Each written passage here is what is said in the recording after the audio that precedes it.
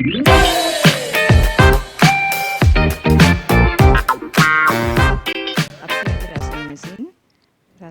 ඒ වගේම දුණුවත් මුරුංගා කොළ කිරි හොද්දක් හදලා දෙන හැටි කියන්න යන්නේ. මේ තියෙන්නේ මුරුංගා කොළ හොඳට සෝදලා පිරිසිදු කරලා අරගෙන තියෙන්නේ. මුරුංගා කොළ මේ විදියට කොළට සෝර ගන්න ඕනේ. ඊළඟට අපිට කිරි හොද්දට පොල් කිරි කෝප්ප 3ක් විතර ඕන කරනවා. කහ කුඩු තේ හැඳි 2ක් විතර, උළු හාල් ටිකක්, පොඩි ඩොල් කෑල්ලක්, ලුණු රස අණුව 3-5 මේස හැන්දක්, මිරිස් කුඩු ටිකක්,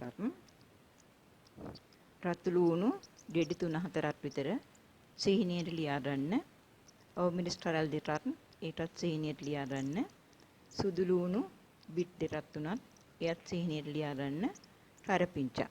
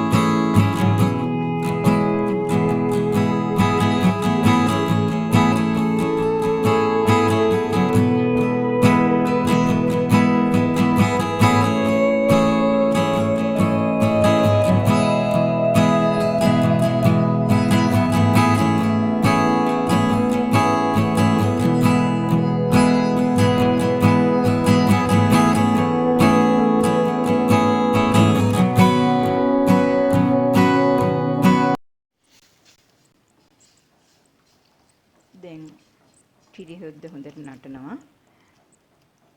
හොඳින් නටනකොට අපි මේ වෙලාවේ මේකට උඹලකට කුඩු ටිකක් එකතු කරගන්න.